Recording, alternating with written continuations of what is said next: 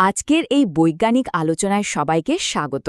আজ আমরা আমাদের পৃথিবী এবং এই বিশাল সৌরজগৎ কিভাবে সৃষ্টি হয়েছে তার একটা দারুণ আর ঐতিহাসিক থিওরি নিয়ে কথা বলবো।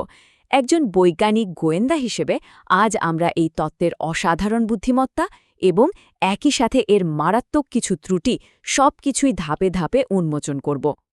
চলুন আজকের আলোচনার মূল বিষয়গুলো চট করে এক নজরে দেখে নিই। ১. উৎপত্তির রহস্য। ২. কান্টের আদিম পদার্থ। ৩.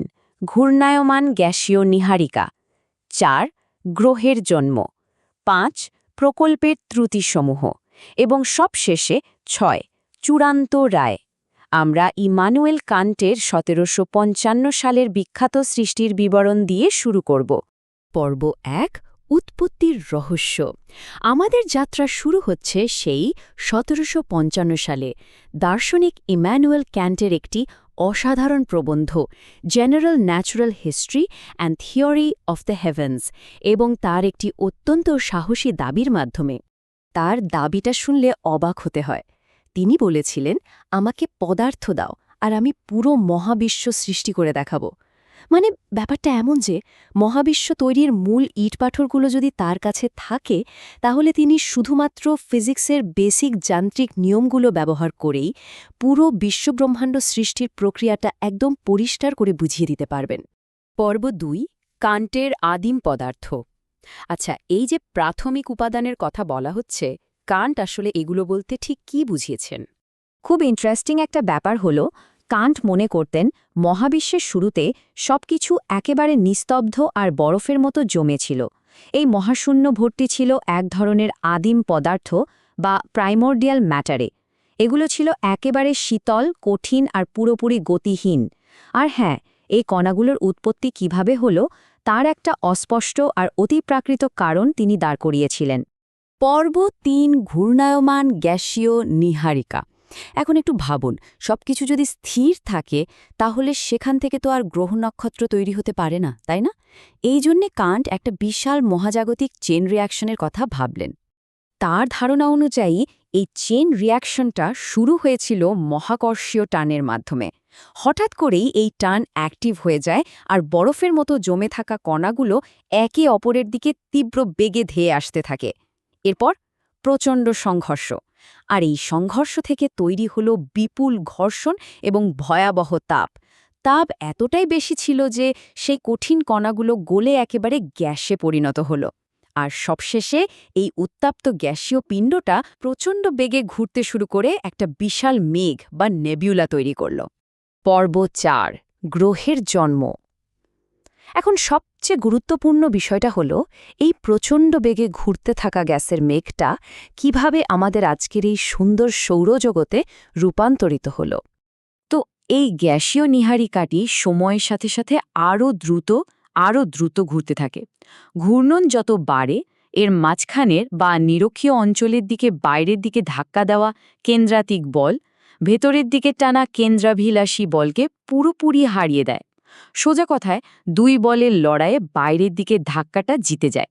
এর ফলে নীহারিকার ঠিক মাঝখানটা বাইরের দিকে বেলুনের মতো ফুলে ওঠে, আর মূল অংশ থেকে বলয় বা রিংয়ের মতো কিছু অংশ ছিটকে চারদিকে বেরিয়ে আসতে শুরু করে।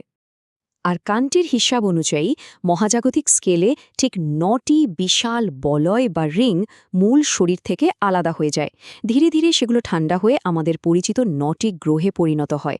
আর কেন্দ্রে যে বিশাল জ্বলন্ত উজ্জ্বল অংশটা রয়ে গিয়েছিল, সেটাই হলো আমাদের আজকের সূর্য। পর্ব ৫. প্রকল্পের ত্রুটিসমূহ। সৃষ্টির গল্পটা শুনতে সত্যি খুব জাঁকজমকপূর্ণ আর নিখুঁত মনে হচ্ছে, তাই না? কিন্তু এবার আমাদের বৈজ্ঞানিক গোয়েন্দার চশমাটা পড়তে হবে, কারণ এখানেই কান্টের পদার্থবিজ্ঞানের লজিকগুলো তাসের ঘরের মতো ভেঙে পড়ে। প্রথম ফাটলটা দেখা যায় একদম শুরুতেই। এই যে আদিম পদার্থ, এগুলো আসলে কোথা থেকে এলো? কান্ট কিন্তু বৈজ্ঞানিকভাবে এই পদার্থের কোনো উৎপত্তি ব্যাখ্যা করতে পারেননি। মজার ব্যাপার হলো, তিনি একটা পুরোপুরি যান্ত্রিক তত্ত্ব দাঁড় করাতে চেয়েছিলেন, অথচ শেষ পর্যন্ত তাকে সেই অবৈজ্ঞানিক বা অতিপ্রাকৃত ব্যাখ্যার ওপরই ভরসা করতে হয়েছিল। দ্বিতীয়ত, ওই প্রাথমিক মহাকর্ষীয় টানটা আসলে শুরু করল কে? কণাগুলো যদি মহাকাশে একদম পারফেক্টলি স্থির আর ব্যালেন্সে থাকে তাহলে শূন্য থেকে হঠাৎ করে মহাকর্ষ অ্যাক্টিভ হলো কেন আর কেনই বা সেটা প্রথম সংঘর্ষগুলো ঘটিয়ে দিল এর কোনো যান্ত্রিক বা লজিক্যাল ব্যাখ্যায় কান্ট দিতে পারেননি। আর এই পয়েন্টটা তত্ত্বের সবচেয়ে বড় আর মারাত্মক ত্রুটিটা আমাদের সামনে তুলে ধরে। কান্ট বলেছিলেন নীহারিকার আকার যত বেড়েছে এর ঘোরার স্পিডও তত বেড়েছে, কিন্তু রিয়েল ফিজিক্স সম্পূর্ণ উল্টো কথা বলে। কৌণিক ভরবেগের সংরক্ষণ সূত্র অনুযায়ী আকার বড় হলে স্পিড অবশ্যই কমে যাবে। এর মানে দাঁড়াচ্ছে কান্ট গ্রহ গঠনের যে মেকানিজমটার কথা বলেছিলেন ফিজিক্সের নিয়মে সেটা আক্ষরিক অর্থেই অসম্ভব। পর্ব ৬ চূড়ান্ত রায়। চলুন দেখি এত সব ত্রুটির পর বৈজ্ঞানিক মহলে এই গ্যাসীয় প্রকল্পের শেষ পরিণতি কি হয়েছিল।